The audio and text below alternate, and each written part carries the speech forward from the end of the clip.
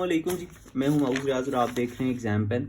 अच्छा जी, ये हमारी CSS MPT सिलेबस की सीरीज़ चल रही है, उसकी तैयारी के लिए हम लोग बात कर रहे हैं। ठीक है, इससे पहले 2 लेक्चर्स हो चुके हैं। एक में मैंने जनरल आपको ये तमाम चीज़ें जो है वो बता दी थी।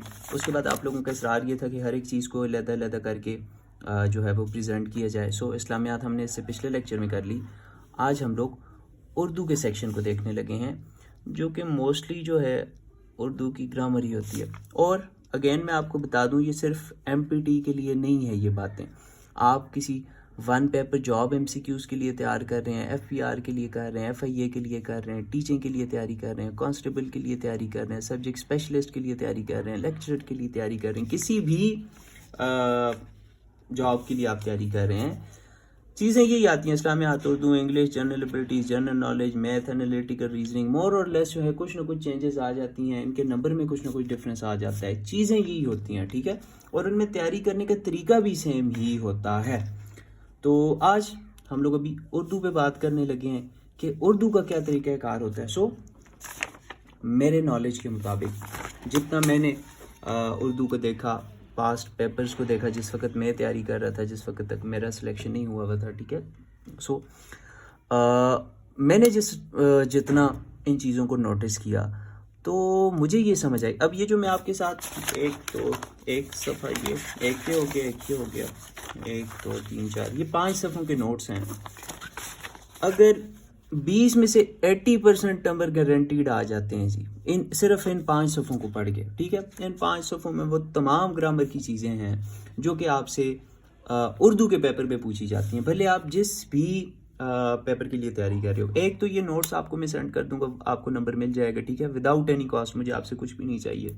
दूसरी चीज़ ये है कि ये नहीं है कि बस इस पे गौर करने बैठ जाओ कि यही जो है वो दुनिया का कोई आखिरी नुस्खा बन गया। नहीं, मकसद इन वीडियोस का ये है कि मैं आपको नोट्स बनाने का तरीका बता रहा हूँ। किसी भी जॉब के लिए तैयारी कर रहे हो, नोट्स बनाने का तरीका सीखो। ठीक है, जब आपने देख लिया उर्दू में 20 नंबर हैं, पुराने सारे MPT के पेपर उठा लो, या जिस भी नौकरी की तैयारी कर रहे हो उसके सारे पास्ट पेपर उठा लो।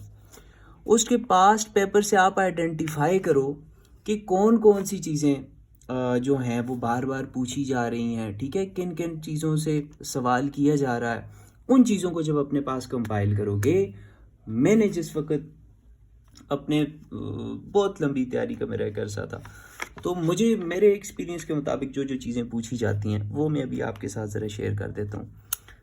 मुरक्कब, इसकी कितनी इकसाम है जी? मुरक्कब ताम कौन सा होता है जिसमें पूरी बात समझ आ जाए? मुरक्कब नाकस कौन सा होता है जिसमें पूरी बात समझ ना आ जाए? मुरक्कब क्या होता है? 2 या 2 से ज़्यादा बामानी अल्फाज के मजमूए को मुरक्कब कहते हैं। फिर मुरक्कब नाकस की इकसाम जी, ये मुरक्कब नाकस की इकसाम है। फिर सवाल आ जाता है जी, अली की किताब, अली क्या है जी? मज़ाफ़ है जी, मज़ाफ़ इलैह है जी, ठीक है जी। और मेरी किताब क्या है? ये मज़ाफ़ है जी, किताब, ठीक है जी। सो का की के क्या है? ये हरूफ इजाफ़त है। मुरक्कब तौसीफ़ी क्या होता है जी? ठीक है जी, जिसमें सिफ्त बयान की जाए। इस तरह हर एक चीज़। मुरक्कब अददी, जिसमें अदद होते हैं। मुरक्कब जारी, ये जार क्या होते हैं? हरूफ जार, ये जो इंग्लिश में आप पढ़ते हो ना जी प्रेपोजिशंस, तो ये प्रेपोजिशंस है, ठीक है। मुरक्कब तौसीफ़ी, ये जो आप एडजेक्टिव्स पढ़ते हो, ये जो हैं एडजेक्टिव्स हैं, ओके।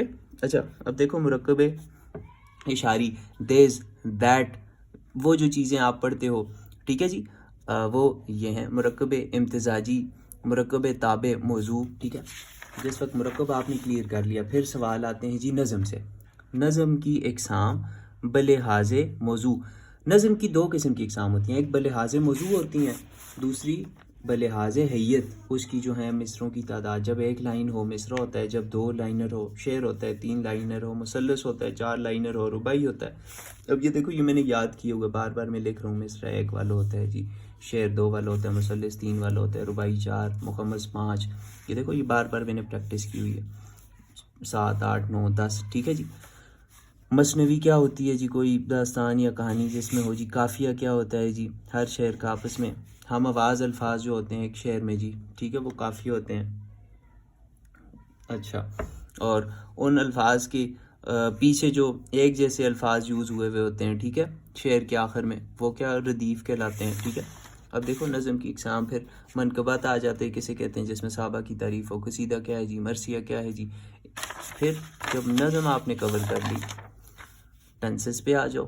یہ کون سا ٹینس ہے جی؟ وقن محسن نے نماز ادا کی، آم کھایا، تو یہ ماضی مطلق ہے. یہ تمام ٹینسز جس وقت آپ کو پتہ چل گئے، اگر تم محنت کرتے ہو تو ضرور کامیاب ہوگے. کیا ہے جی؟ ماضی شرطیہ ہے. ٹھیک ہے، اس میں شرط، اس میں یہ کنڈیشنل سینٹنس ہے. اچھا، فعل کی اقسام، یہ دیکھیے جی، فعل معروف ہوتا ہے جی جس میں آپ کو فعل دیکھیں علی آپ کو فاعل معلوم ہوتا ہے، جس میں آپ کو سبجیکٹ کا پتہ ہوتا ہے وہ فعل معروف ہوتا ہے. فعل مجہول میں کیا ہوتا ہے؟ آپ کو سبجیکٹ کا پتہ نہیں ہوتا، کام کس نے کیا، امتحان دیا گیا، آپ کو نہیں پتہ کس نے دیا. ٹھیک ہے. دین فعل لازم، یہ انٹرانزٹیو ورب ہوتا ہے. فعل متعدی، یہ ٹرانزٹیو ورب ہوتا ہے. فعل ناقص کیا چیز ہو، یہ کوپیولر ورب ہوتا ہے. ٹھیک ہے. سو یہ چیز اس وقت آپ کو پتہ چل گئی. اس کے بعد آ جاؤ جی اسم کی اقسام.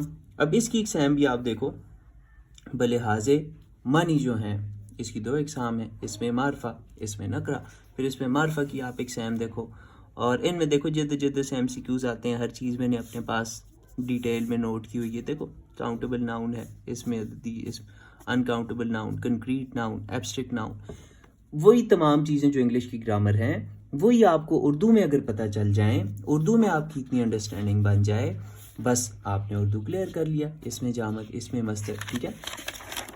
پھر دیکھو جملوں کی اقسام، سمپل سینٹنس، سوالیہ جملے، ریکویسٹ، کمانڈ اور سجیشن. امپیریٹیو سینٹنس، اگر آپ نے جملوں کی اقسام پڑھی ہو آپ کو پتہ ہوگا 4-5 قسم کے جو جملے ہوتے ہیں. سمپل ہوتا ہے، امپیریٹیو ہوتا ہے، اور 2-3 قسم کے اور جملے ہوتے ہیں. ٹھیک ہے جی. اچھا، صنعت کی اقسام، یہ بڑا آتا ہے جی. صنعت تکرار کیا ہے؟ ایک جملہ دیا ہوتا ہے، یہ کوئی شعر دیا ہوتا ہے، اس میں اس طرح کے الفاظ ہوتے ہیں، قریب قریب، بیٹھ میرے، جا نہ مجھ سے دور. پھر پوچھا ہوتا ہے قریب قریب کیا ہے جی؟ صنعت تکرار ہے جی. صنعت ابہام دیکھو اصل میں.